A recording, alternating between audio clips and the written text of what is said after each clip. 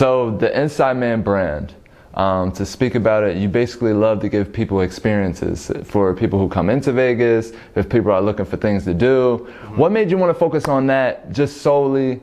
And like, what's the vision for? Well, so I built my whole business on basically Gary Vee and Barstool Sports Day Portnoy. So big Gary Vee fan, as you know, and I literally built my whole business model on that. So what the idea with Inside Man was, I'm just going to give you everything. Here's who I am. Here's what I do. It was an inside look at my life, pretty much. Here's how I meet a client. Here's how I close a deal. Here's what I charge. Here's what I make. I was giving everything out there, pretty much. If you want to call me, I'll give you all the information for free. I'll even give you the connection to my club. You don't even have to book through me. But if you want to, here's how you do it. So it was, when I started, it was give. Here's the information. Take. Here's everything I got. Here's how I do it. Go do it yourself. You don't need me, but you want me. You know what I'm saying? You want to use my services. And that's literally what I did for, that's my mentality for how I built Inside Man, how I started to brand it, how I started to market it. I wanted to give people a peek behind the velvet ropes.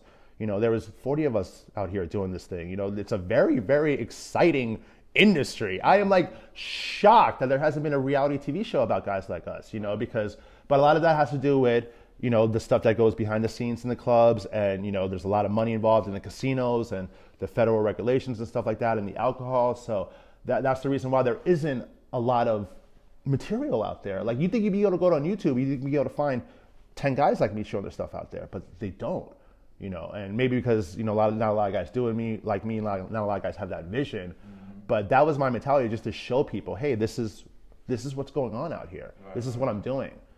Come party with me. Like, look, you seen, so. But that all got taken away, man. I mean, I went from $500,000 in sales to, I think I'm going to do maybe $80,000 or maybe $90,000 in sales this year. So, and we're coming out of year two of the pandemic. So, things did pick up this summer, but it's a lot of fun. Yeah, I know. It's so much fucking fun. Like, to think back like that, I was able to make a career and a living and build an empire of literally taking people to the fucking club. Mm-hmm. It's great.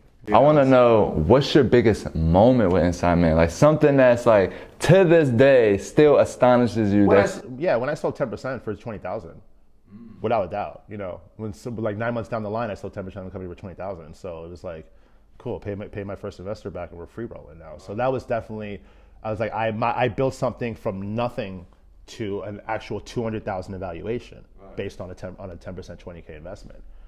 That was definitely like a great moment for me. Forget doing a $50,000 table at Marquee. Forget doing $100,000 clubs or hotel parties, which I've done before. Like, having someone believe in you and see your vision is one thing, but having someone invest in you is another thing. You know what I'm saying? So, and today he still has 10%. He hasn't got a lot of investment back over the last 2 years, but he definitely got, I would probably say about, he probably got most of his money back. He's probably got 18,000 back so far, and at the end of this year, I make another investment. He'll be paid in full, but he's still on 10% of the company. So yeah, that was definitely my most defining moment when I got the check. Wow, that's fire. Yeah. The thing I love about you is that you're fully legit. A lot of people run a business, but they don't have an LLC or they don't have the licensing. Your licensing process was so stretched out. You went the court after court after court after court. Can we please just talk about, because some people don't know this process. They don't know the struggle that you went through. Can we just talk about that licensing process to getting? Well, I'm still going through it. Right. I'm still to this day, constantly wanting to do more here and look into other things, even just like sell tobacco products. I need a license for that. To sell bongs in there, I need a license for that. But I have. They literally created a new license in Las Vegas for me and other people for doing what I do, pretty much. It's called a General Entertainment Establishment License. So a little background, I was getting a nightclub license so I could sell tickets at the door and do entertainment. General retail license so I could sell drinks, and what was the other one? Membership license so I could sell members. I needed an interactive gaming license so I can monetize the TVs. So all these things I was applying for, they said yes.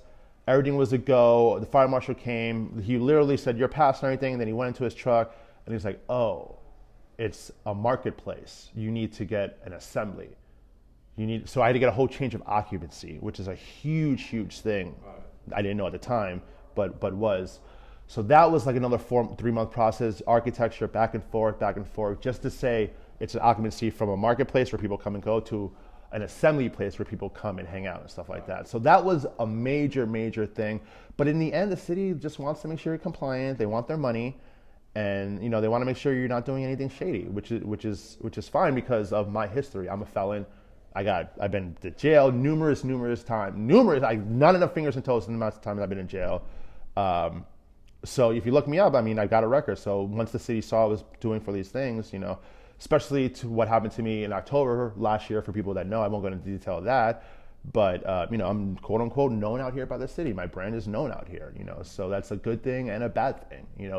It definitely forced my hand to go quote unquote legit. Right. And to this day, still doing the things I have to do to quote unquote be compliant, pay my taxes. Oh my God. Yeah. Selling sodas and candies. I got a bill for $485. I got to pay in taxes for some, so just like, even to this day, I'm still learning and figuring it out. But the good thing is, like, the cities, they're here to help you. That's why I was going down there. People don't realize that you can go down there and talk to someone in person, and it's a lot easier than trying to get an email back and forth. Obviously they want you to do everything with the email and stuff like that, but me going down there and showing face and calling and emailing and say, what do I do next? What do I do next? What's next? What's next? I'm trying to do this. I want to do this.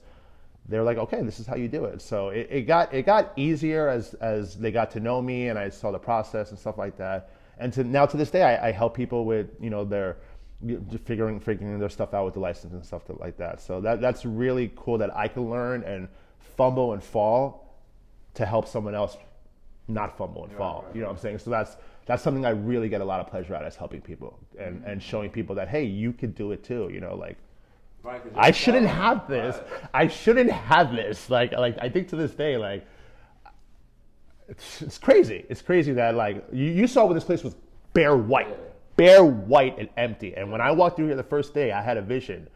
That first time I walked in there, and now here we are. Like, and it's fucking happening. I know. My man is really finna open up. Yeah, it's real. So, yeah.